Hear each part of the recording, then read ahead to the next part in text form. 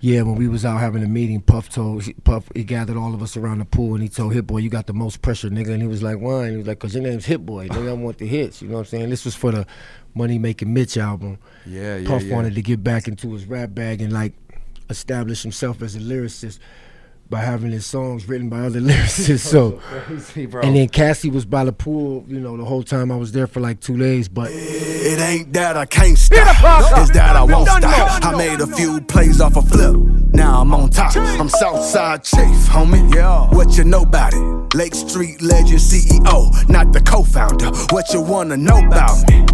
I'm so churched up. I'm the last man standing, but I went first up. Most hated, they don't say it when I roll up. The things that people say about me, they don't say close up.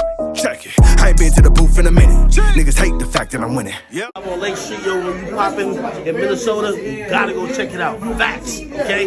We gonna be on that joint live on motherfucking Lake Street, man. It's different. I don't know how to say it. Say it. Say it.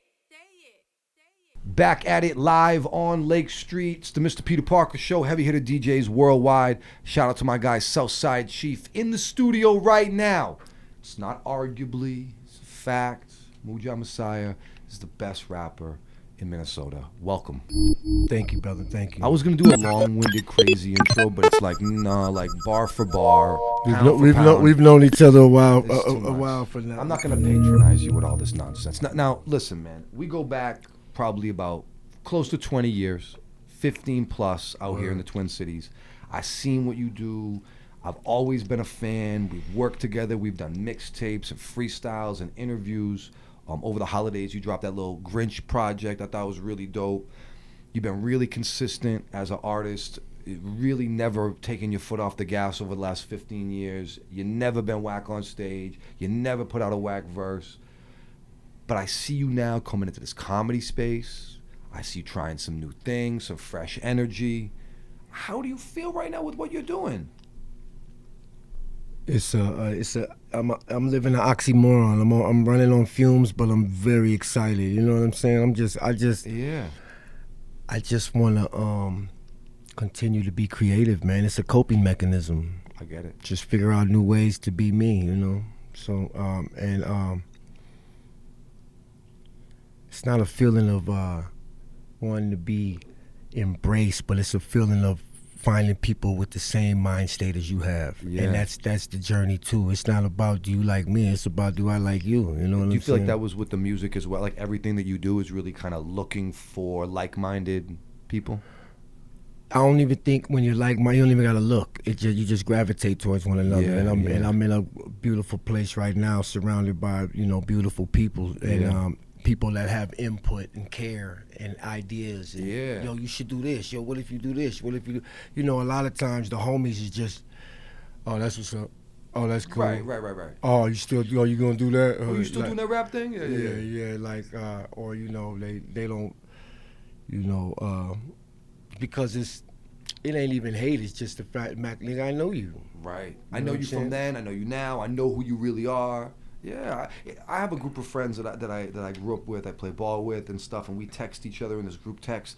And I don't really expect them to support what I do. I'm not looking for, because at the end of the day, it's like, that's for that, and this is for this. Kevin Durant's friends don't get excited when he scores 34 points. You know what I'm saying? No. They might call him if he hits 60 or 50. You know what I mean? Sure, it's good looking out, like good job. But really, those are Did you see the game last night? Nigga, I hit 38. Yeah, nigga, you KD. That's what you do. Right. No, So I get it. So you moved into this a little bit. I seen recently online. I saw you doing some stand up. I thought that was really dope, but I also see in the name thing, it's like Muja. Maybe we're dropping the Messiah now. Is this a thing that you're doing? Yeah, Muja the Mongoose. Muja the Mongoose? And you're Peter Bone Sober. That's me. Yeah, no, I'm not Muja the Mongoose, just Muja. I didn't want to fly no flags. There's such an affiliation with the word Messiah, you know what I mean? And there's a lot of different people, such and such Messiah. I seen a nigga named Mojo Messiah, and then I was just like, I told my guy the Messiah's dead. He said, don't talk like that. We don't talk like that. And I said, well, Muja's alive. He said, yeah, we talk like that. That's how, you know what I mean? So yeah, I'm very much alive Muja, but I'm just Muja now, man. I fly no flags. I get it, though. I get it. You've been doing this for a while, and sometimes a little light rebrand to keep people talking. My comedian name is Muja Muhammad Ali Shaheed Muhammad Ali Shaheed Muhammad. Oh, my God, bro. How long did you contemplate jumping into the comedy space before you really dove in? Long time, bro. I've been on stage a million times, but it takes some balls to get up there and try to make people laugh. But I live by the philosophy. You know, what did Malcolm X say? I live like a man that died 10 years ago. Like, you know what I mean? I'd be like, you be gonna die. If you want to do something, do something. You know what I'm saying? Jump out of a fucking plane, climb a mountain, get on stage and do stand-up, something. But continually try to push yourself and do something fucking weird and creative and fun. And it took a long time to get the balls to even get up there. I get it though, because you've had success as an artist. You're like loved as a local rapper. You've like universally respected from everybody. And to get up and potentially do something that you're not great at right away is fucking scary. It's just like the music thing though. You're surrounded by people you know, bouncing jokes off of them. And yeah, it's funny. You want me to laugh, nigga? You always fall here. You go again, like. But strangers will laugh. 100%. To where, you know, you try to entertain your friends and family, and like, here go this nigga, go sit your ass down. But it's funny. Oh, bro, them shits work on strangers. Bro, when I get a stranger on the ropes in a conversation, you lean in. You almost want to tilt them, like, you got them. And then this is, I read a quote from Patrice, well, not read a quote, I heard Patrice O'Neal say, Boston. Yeah, Roxbury. A few months ago, he said comedy ain't to make everybody laugh. 50% of the people should be laughing, and 50% of the people should be appalled. And I was like, when I heard that, like, you know, that the emoji, nigga, I was like, go up there, nigga. Who gives a fuck? 100%. You like it? All right, so we're going to take this quick break real quick to highlight our good folks over there at the Kitchen by Baked brand inside the global market. They got some of the best food out here in the Twin Cities. One thing you got to know about me, I don't really like go to the mainstream spots. I'm all about the little mom and pop, little neighborhood spots that have the best food. Next time you're out there at the global market, you got to check out the stuffed turkey leg. They got this butter sauce. We're talking about the best wings in Minnesota. It's happening right now at the Kitchen by Baked brand inside the global marketplace, and they're a proud sponsor of Live on Lake Street. Peter Parker! It's like when I heard that, like, you know, that the emoji, nigga, I was like, go up there, nigga. Who gives a fuck? 100%. You like it? Once again, I just want to see who got this. I want to see who I gravitate to, who gravitates to me, because I be saying some shit that, like, you got to be a certain person to fucking vibe off that. My show I had a lot of Jewish jokes, but I talk about Muslims, Jews, gays, everything, and I had a Jewish joke. And this little Jewish dude in the front was, he didn't like that. And I kind of was like, yeah, he don't like that. My bad. Somebody could talk about niggas, though. So after the show, he came up to me and hit me on the arm. I looked, he said, hey, man, you were really funny, man. Keep up the good work. And then I learned, do your thing. You don't know what a motherfucker's thinking. They might have got a bad text message, or they might be mad at their girl. That could be his face, how he sits. He has resting bitch face. This is what I was going to say. Yeah. So I'm learning, man. Nah, it's dope, bro. You know, we talked about the rap career for a while. You've done some really great stuff. I know you're sitting on music you haven't put out now that will wow everybody. You got features and songs. You've done a million freestyles, all this stuff. We talked about being involved in the industry on a different level recently, and on the phone we had a conversation. You never told me personally about this kind of ghostwriting adventures that you went on. In the last 10 years, you've been out working alongside people like Kanye West. You work with Puffy. You've been in ghostwriting situations in these little factories where they're putting these albums together, but it's not something that you broadcasted, you showcased, you didn't just brag about this. We talk about the hip-hop shit personally all the time, and you never told me about it. This is ill. Like, just talk about this a little bit.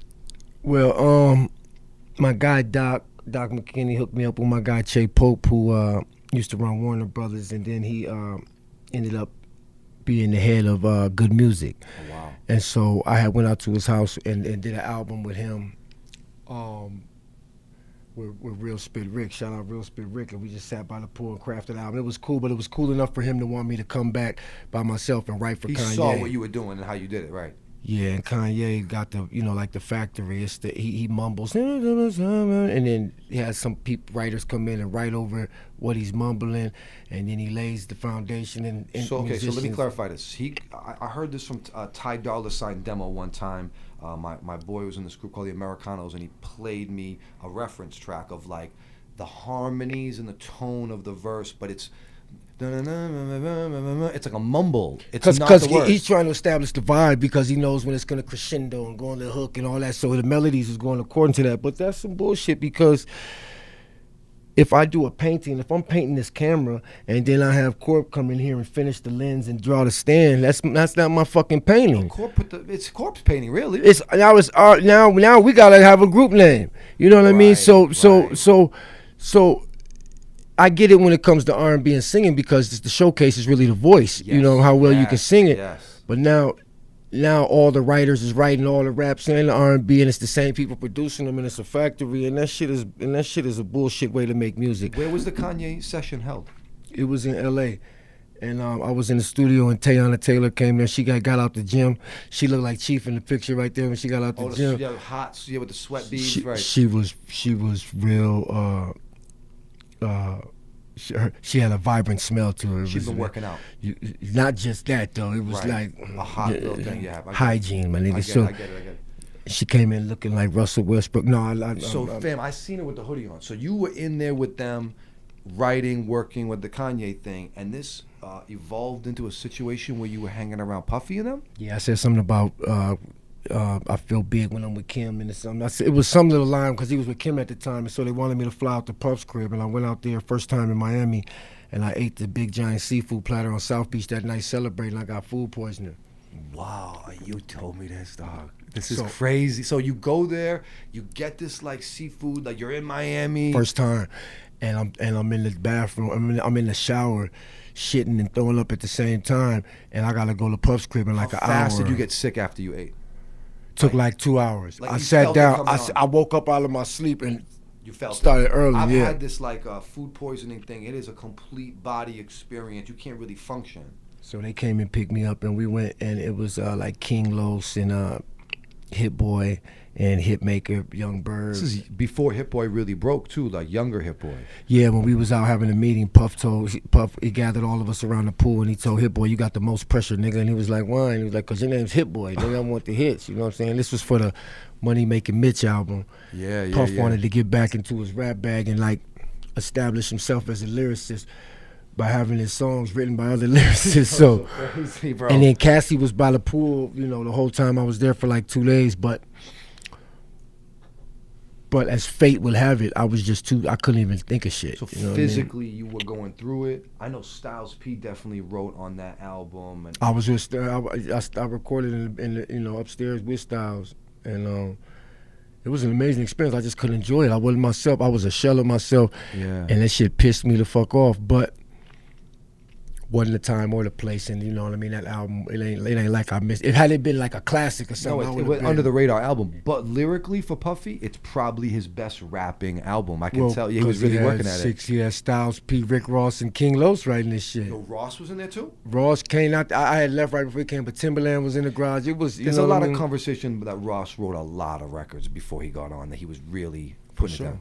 For sure. Ross Would you ever do that again? I mean, yeah, I'm better at it now than I was. You gotta be in a certain lane to, cause my so much of my shit is based on how I feel and what I've been through. Right. It takes a lot for me to, but now I understand. Just write a feel good joint in that person's personality. You know what I'm saying? I'm a better songwriter now. Yeah, I believe it. I've been in the studio with you in the creative space, and you work pretty much, I think, exclusively right now with this cat, White Hennessy. And you've been down in this. He got this layer with the low ceiling. Oh, we moved. We in Nepal now. Oh, you moved out of the little me and him spot? got our own studio now, man. It's really.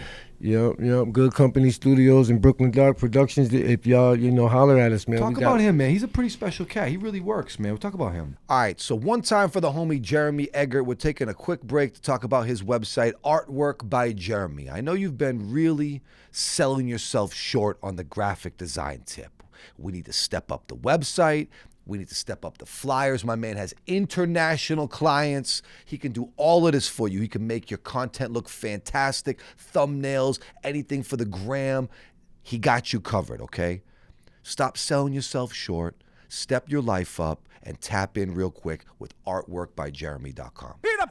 Yep. Good Company Studios and Brooklyn Dark Productions. If y'all, holler at us, man. Talk about him, man. He's a pretty special cat. He really works, man. We'll talk about him. Man, I met him at the pandemic. I sent him a record, and I killed it. And he said, yeah, you killed it. I said, I know I did. He said, but I think you can do it better. And I said, who are you talking to, man? You got a studio? He said, no disrespect. I said, no, I'm working with you. And once he, you know what I mean, for a little white boy to check me like that over the phone and don't even know me, I said, okay, I already knew. You know what I mean? You can respect him just because he was being honest with you. Absolutely. And I went to the studio that day, and shit, we buddies ever since, Now, man. he cool kid, man, and a good producer, a great engineer. Big shout out to White Hennessy. His name was Minnesota Cole. I remember now. I said, no, you White Hennessy, nigga. It's amazing. Yeah. It's amazing, the rebrand. All right, man, so more stand-up comedy on the way, but are we getting new music? Yeah, I got an album with my guy Dub Sonata out of the Bay Area. Album's called Dark Humor, man. It's some of the best shit I've done. Last year I put out, this year, which will be last year when it's aired. Yep. Last year, 2023, I put out 4 albums, and this year I'm gonna do 4. I got a book coming out, and I got a web series that I'm in called Falling Off, right, that I star in it. It's a